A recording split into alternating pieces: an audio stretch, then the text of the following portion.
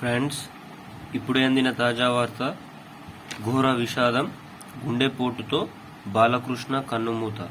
ఈరోజు ఈ వీడియోలో దీనికి సంబంధించిన పూర్తి సమగ్రమైన సమాచారం గురించి తెలుసుకుందాం. ఎవరైనా మొట్టమొదటిసారిగా మన ఛానల్ని చూస్తున్నట్లయితే చూసిన వెంటనే లైక్ చేయండి, అదేవిధంగా షేర్ చేయండి, అదేవిధంగా కామెంట్ చేయండి, అదేవిధంగా సబ్స్క్రైబ్ చేసుకోండి. మీరు సబ్స్క్రైబ్ చేసుకోవడం వల్ల ప్రభుత్వం నుంచి వచ్చే ప్రతి ముఖ్యమైన సమాచారం నోటిఫికేషన్ రూపంలో రావడం అయితే జరుగుతుంది. ఇక ఆలస్యం చేయకుండా వీడియో వివరాల్లోకి అయితే వెళ్ళిపోదాం. ఘోర విషాదం అయితే మళ్ళీ మన భారతదేశంలో జరిగినది.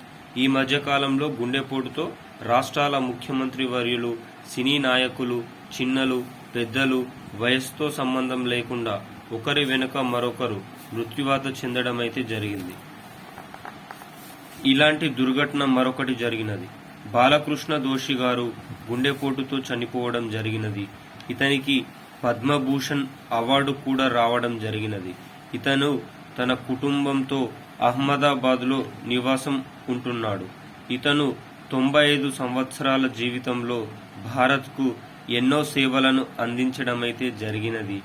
ఎన్నో సాంస్కృతిక కార్యక్రమాల్లో కూడా పాల్గొనడం అయితే జరిగినది. ఇతని మరణం పట్ల ప్రధానమంత్రి నరేంద్ర మోదీ గారు ఇతనితో కలిసి ఉన్న ఫోటోని సోషల్ మీడియా వేదికగా పంచుకున్నారు. తీవ్ర సంతాపాన్ని అయితే వ్యక్తం చేశారు. మనకు కరోనా పాండమిక్ తర్వాత రాష్ట్రంలో, దేశంలో, ప్రపంచంలో గుండెపోటుతో చనిపోయే చావులు ఎక్కువ అయ్యాయని వరల్డ్ హెల్త్ ఆర్గనైజేషన్ అయితే కీలక సూచన చేయడం జరిగింది.